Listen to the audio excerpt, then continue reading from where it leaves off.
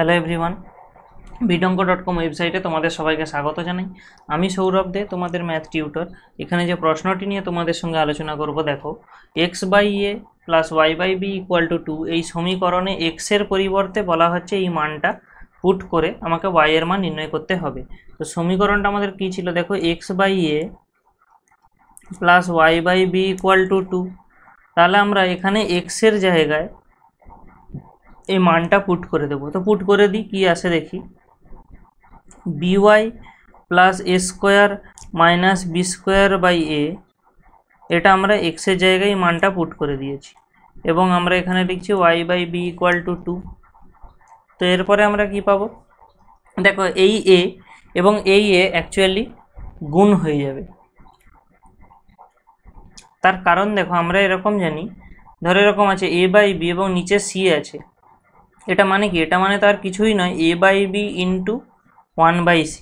তাহলে এখান থেকে কী পাই, এ বাই বি সি, অর্থাৎ কি না এখানের এই অংশটা গুণ হয়ে যাবে এবং লবের অংশটা একই থাকবে। তো একইভাবে এখানেও দেখো B Y plus a square minus b square, এটা একই থাকলো। এই এ এবং এই নিচের গুণ হয়ে গেল a square plus y by b equal to 2। তো দেখো এই সমীকরণটা শুধুমাত্র আমাদের ওয়াই চলরাশি সাপেক্ষেই আছে, ঠিক আছে। এখানে এক্সের আর কোনো অস্তিত্ব নেই। তো আমাদেরকে এখান থেকেও জাস্ট ওয়াই এর মানটা নির্ণয় করতে হবে।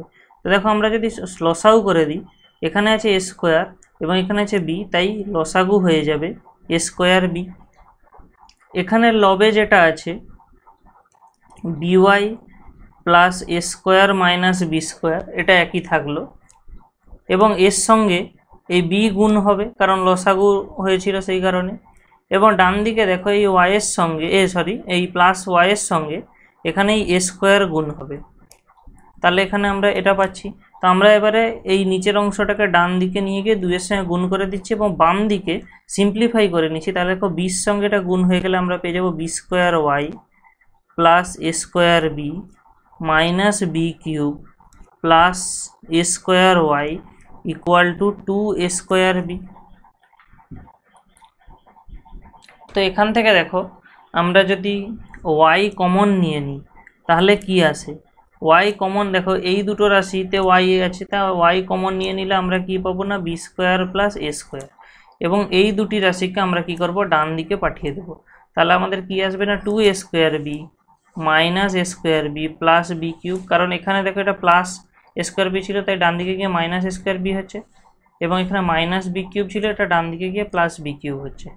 তাহলে আমরা ওয়াই এর মান কি পাবো, দেখো এখানে দেখো এটা simple 2 a square b minus a square b থাকার জন্য এখান থেকে আমরা পেয়ে যাবো a square b plus b cube by হয়ে যাবে a square plus b square. Actually b square plus a square মানেই a square plus b square, এখানে কোনো তারতম্য নেই। তাহলে আমরা ওয়াই এর মান কি পাচ্ছি, দেখো উপরে বি আমাদের কমন নিতে পারি।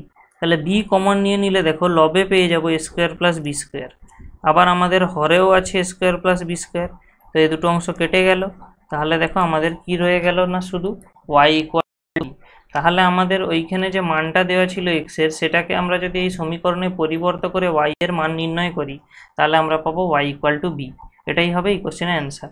বিডঙ্ক.com ওয়েবসাইটে এই ম্যাথটি দেখার জন্য তোমাদের অসংখ্য ধন্যবাদ জানাই। এরকমই নানা প্রশ্ন এবং তাদের সমাধানের জন্য তোমরা আমাদের ওয়েবসাইটটি ভিজিট করো। ধন্যবাদ।